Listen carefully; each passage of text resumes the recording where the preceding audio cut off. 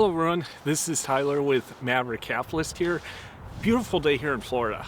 And this is what's ironic today. I'm going to discuss to everyone why I think Florida is way overrated to live and why I'm fed up living here. I've been living here in Florida for about 2.5 years. And when I came here, it was kind of in an emergency situation. So I never really had an affection with Florida per se to live in. I just came here because I needed to live somewhere where I had accommodation provided for, at least initially. This was like one of two options.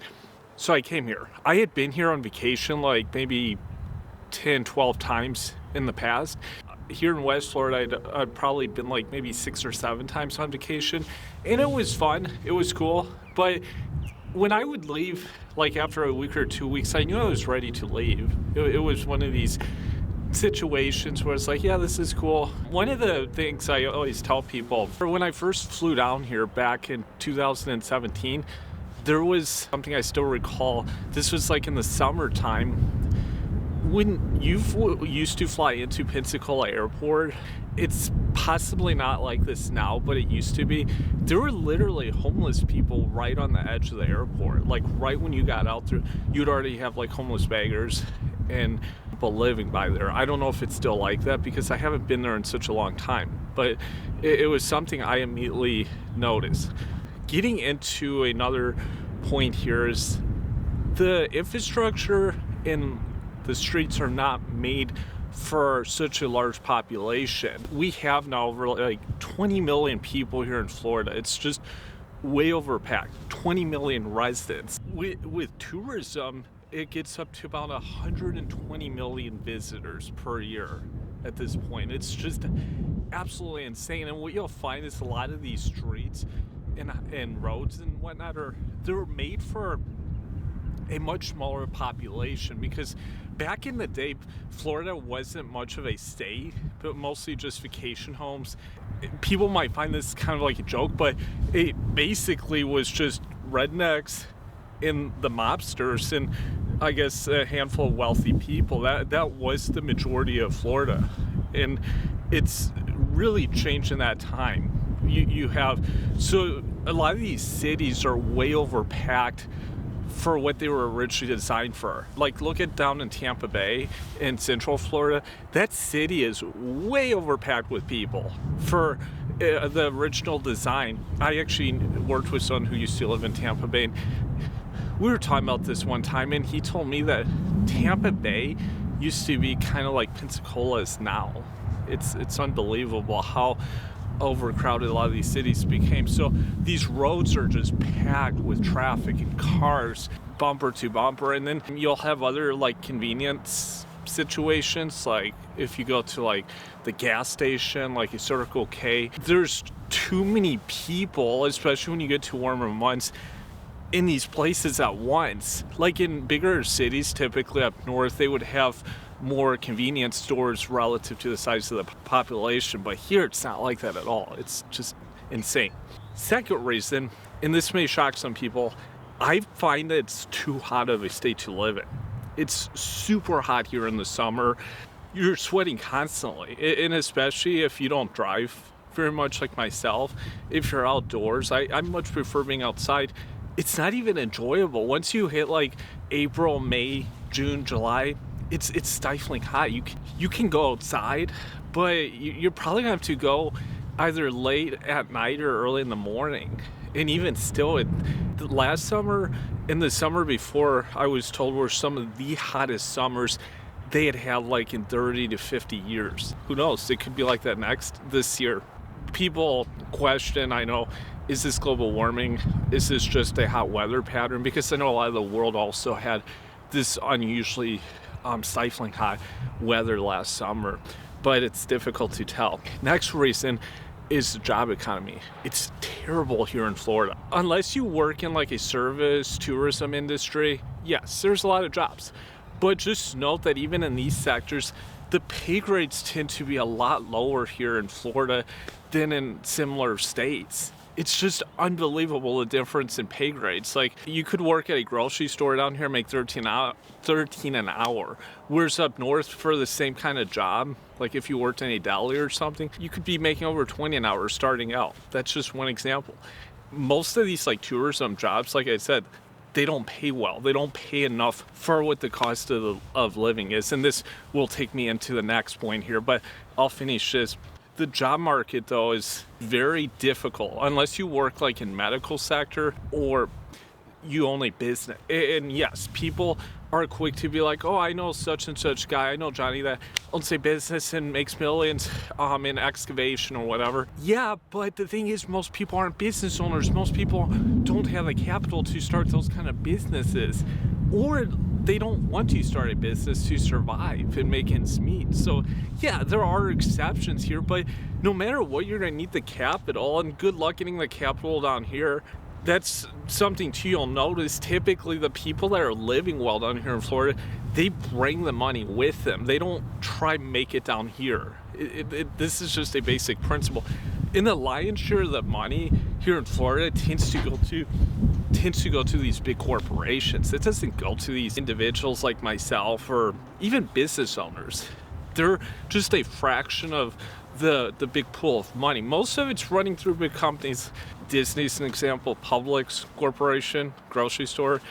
These are the companies that actually get the lion's share of the profits from people coming into the state. The job market is very tricky down here, and like I said, a lot of the jobs do not pay well enough relative to the cost of living, and this is just what it is. The next thing is what I just brought up, the cost of living. It's too high. Contrary to what people sell about Florida, they sell like Florida 30 years ago. I had a friend actually who lived in New York. Actually, he lives down here. He's from Connecticut, and he told me that Florida is actually quite expensive, even compared to when he was living in, I believe it was Brooklyn, New York, just a few years ago. And he said, like in grocery stores and like consumer items, even gas and stuff, were similar in price here to what he saw up there. So to think that, oh yeah, I'm going to come down here and save a lot of money, because why? I don't have to pay state tax. This state tax thing brings up another situation. If you're not making enough income as it is, the taxes aren't really going to matter, honestly, in the big scheme of things, because you're already not making enough money. So yeah, I don't have to pay like, what, 5% in state tax, income tax. I mean, big whoop.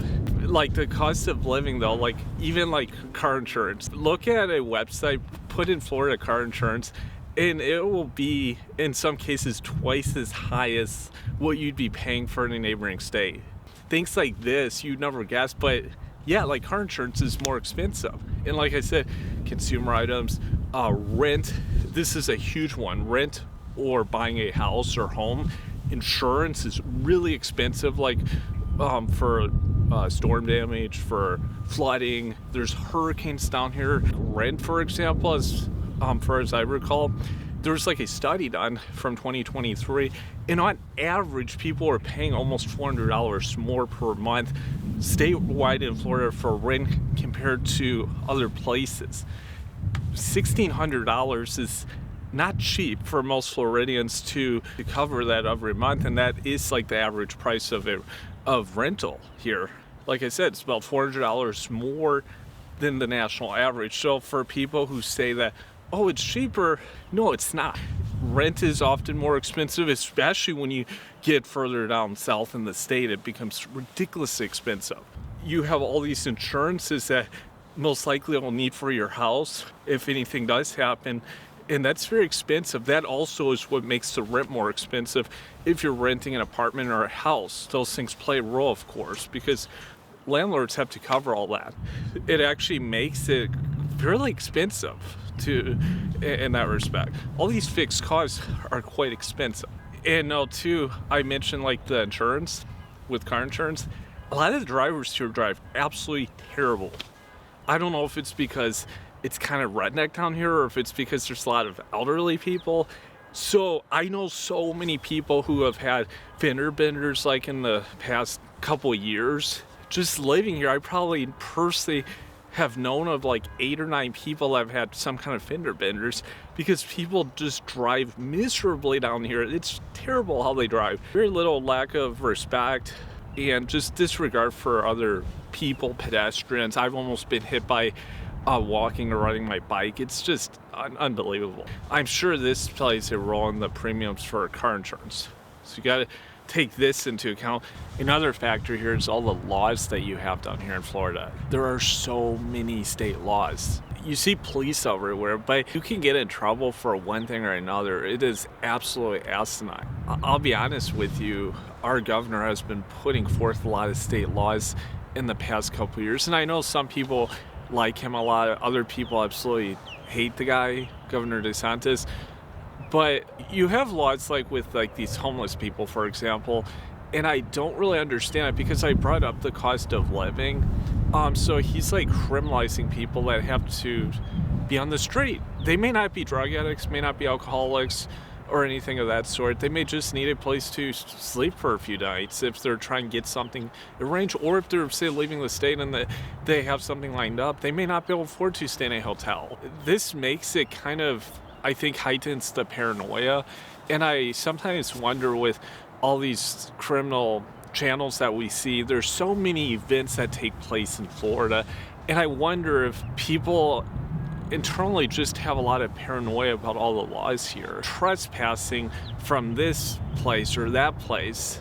I've been trespassed from a business here for like the stupidest thing. It was nothing I was doing wrong.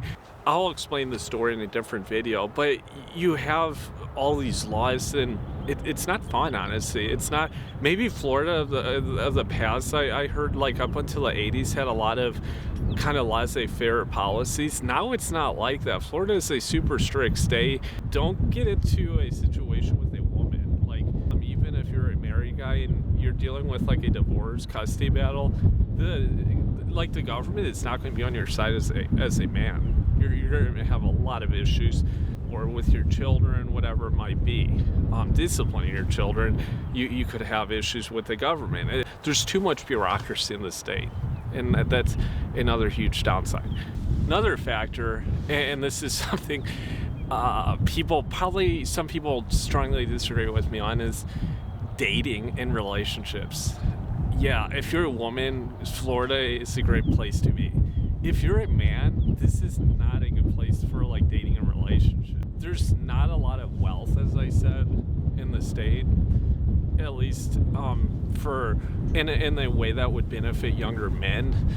And there's a lot of like kind of a sense of scarcity, and you have a lot of kind of simpish guys that are seeking out these women like constantly down here. It's just, and I know this is a problem around the country in America at this point, but this makes it really unpleasant if you want to get into the dating market and try to have a relationship here. And like I said, then you have the state government, all the laws and whatnot that you have to be paranoid about. Maybe it used to be great for dating relationships not long ago. I personally don't think it is at this point. The last thing here for this video is kind of something I brought up with having all the police and all the laws is, why did Florida become that way? Well, a lot of it goes back to its roots, its history, and that is that you have a lot of scammers, fraudsters, a lot of homeless people, drug addicts, that I kind of mentioned before, and it's really getting out of control in a lot of the coastal states. Florida is no exception. It makes it very unpleasant, especially when it starts impacting you. Like if you have to go into a workplace and you're around a lot of functioning drug users, it's very difficult. I've been in that kind of work environment myself, and very unpleasant situation you have to deal with.